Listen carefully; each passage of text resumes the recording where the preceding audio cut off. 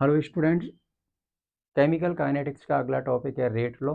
तो rate law का पहले स्टेटमेंट समझते हैं कि रेट लॉ क्या कहता है। The rate of a chemical reaction, the rate of chemical reaction is proportional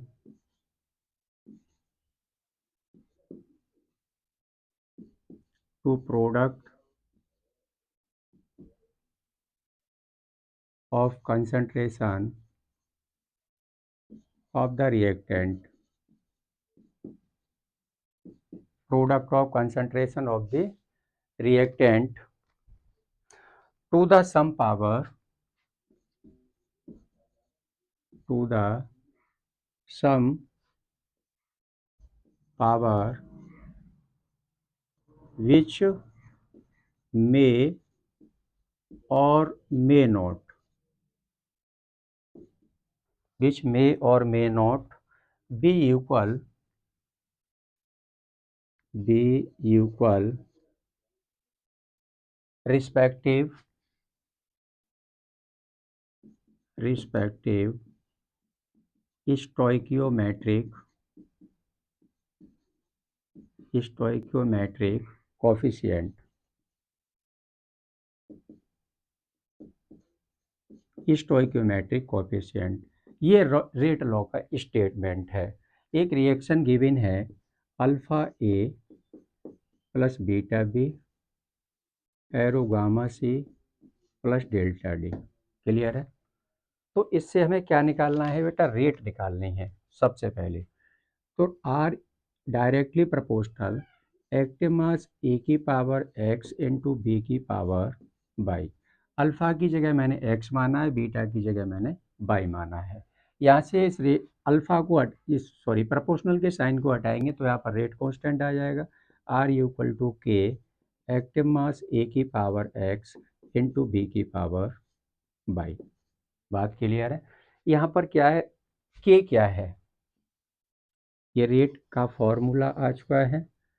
के क्या है? यहाँ पर के को बोलते हैं रेट कांस्टेंट,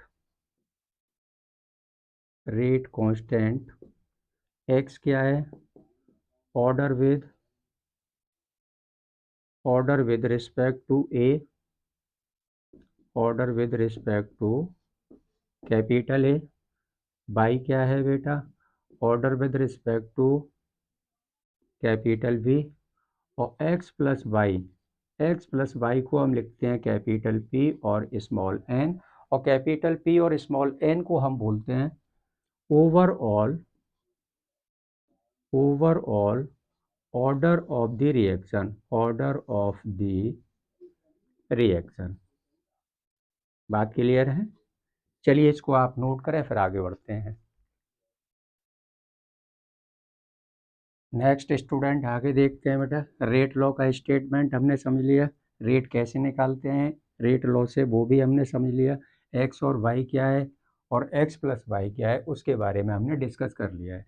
अब यहाँ पर रेट कांस्टेंट जो के है उसकी यूनिट को फाइंड कैसे करते हैं, तो हेडिंग डालेंगे यूनिट ऑफ के,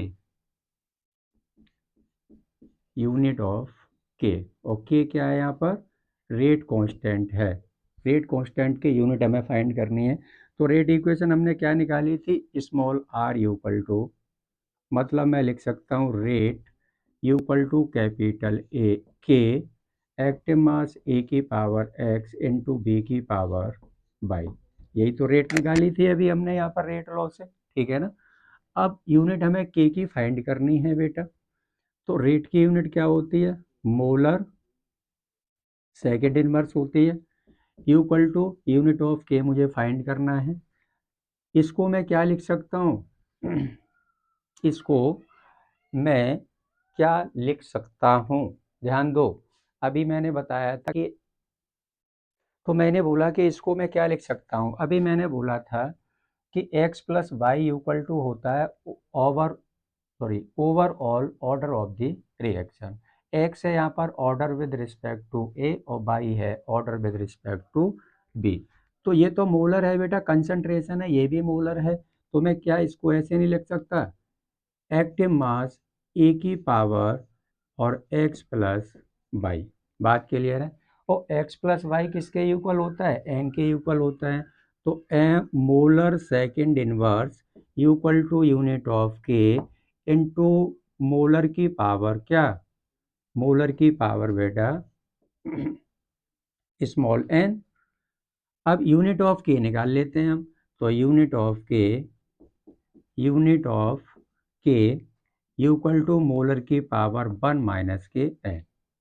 मोलर की पावर 1 माइनस के एन और सेकंड इनवर्स, ये यूनिट निकल के आ गई इसकी। बात क्लियर है ना? यूनिट ऑफ के, तो रेट कांस्टेंट की यूनिट ये निकल के आ गई। तो इसको आप नोट करो फटाफट से।